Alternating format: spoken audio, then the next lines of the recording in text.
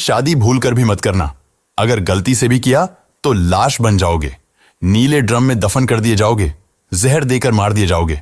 जी हाँ, ये एक ऐसी सच्चाई है जिसे हम और आप कभी नकार नहीं सकते। इसका सबसे बड़ा एग्जाम्पल है राजा रघुवंशी, जिसे शादी के महज 12 दिन बाद उसकी पत्नी सोनम रघुवंशी हनीमून के नाम पर मेघालय ले गई और फिर अपने आशिक के साथ मिलकर राजा को मौत के घाट उतारकर खाई में फेंक दिया। राजा की लाश सड़ी गली हालत में 10 दिन बाद मिली और शायद उसके हाथ पर अगर टैटू नहीं बना होता तो उसकी पहचान भी नहीं हो पाती कि ये लाश किसकी है। घटना के बाद पहले तो पुलिस को लगा कि ये लूटपाट की घटना है, किसी ने राजा के साथ लूटपाट की और उसे मारकर खाई में फेंक दिया, और शायद उन्होंने ही सोनम को भी मार दिया होगा या उसका अपहरण हो गया है।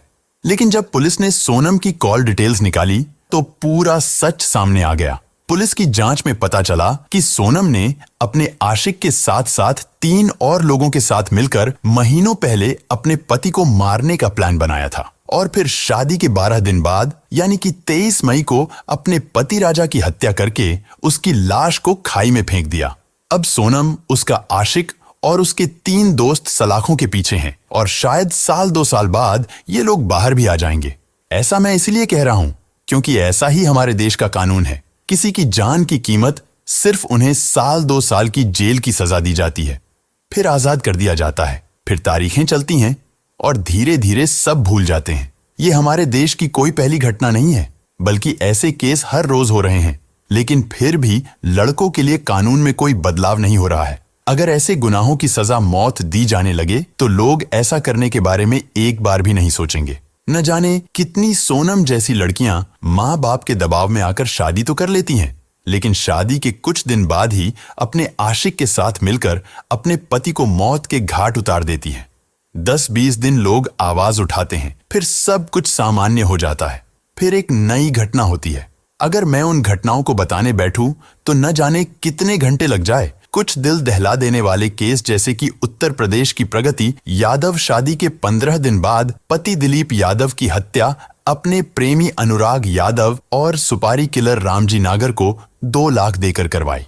मैनपुरी यूपी की आमना ने पति साजिद को नींद की गोलियां दी, बेहोश करके प्रेमी सुमित के साथ मिलकर सिर पर वार किया, शव जला दिया। महाराष्ट्र की रंजू चौहान ने प्रेमी शाहरुख और उसके साथियों की मदद से सोते हुए पति चंद्रशेखर का गला घोंटकर हत्या की। लखनऊ की राखी राठौर ने प्रेमी धर्मेंद्र राठौर और उसके छोटे भाई के साथ मिलकर पति शत्रुघ्न का गला घोंटकर हत्या की और हत्या को हार्ट अटैक दिखाने की कोशिश की।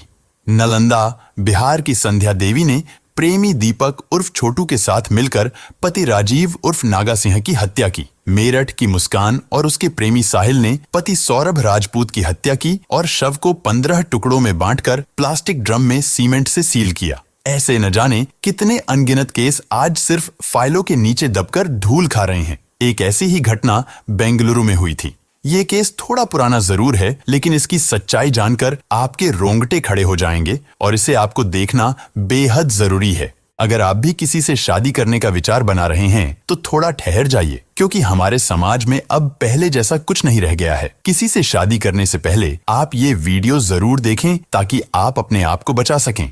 20 नवंबर को बेंगलोर में रहने वाले शुभा और गिरीश के एंगेजमेंट का प्रोग्राम चल रहा था। दोनों के परिवार वाले बहुत ही खुश थे, क्योंकि 15 साल की जान पहचान आज रिश्तेदारी का रूप लेने वाली थी। एंगेजमेंट के बाद शादी की तैयारियां भी शुरू हो जाती हैं, मगर इसी बीच एक हिला देने वाली अनहोनी होती है।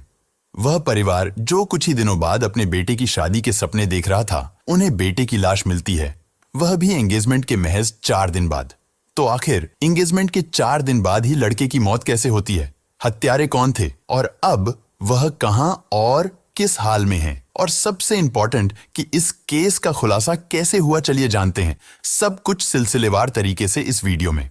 ये ऐसा केस था जिसने पूरे बेंगलुरु में सनसनी मचा दी थी। इस कांड को बेहद ही परफेक्ट प्लानिंग और साजिश के तहत अंजाम दिया गया था, मगर पुलिस वालों ने कातिल को ढूंढ निकाला और जिस तरीके से पुलिस ने इस केस को सॉल्व किया था, वाकई काबिले तारीफ था। ये सब कुछ जानने के लिए वीडियो में अंत तक जरूर बने रहें। इस वीडियो में आगे बढ़ने से पहले मेरी आपसे एक छोटी सी गुजारिश है, कृपया इस वीडियो को अंत तक जरूर देखें और इसे अपने दोस्तों और परिवार वालों तक ज्यादा से ज्यादा शेयर करें ताकि हर कोई इस घटना से सबक लेकर खुद को सुरक्षित रख सके। हमारा मकसद किसी जाति या धर्म को ठेस पहुंचाना नहीं है। हमारा मकसद सिर्फ आपको जागरूक बनाना है, आपको सुरक्षित रखना है। इसलिए हम ऐसी सच्ची घटनाएं आपके सामने लाते हैं ताकि आप सच जानें और सतर्क रहें। This channel does not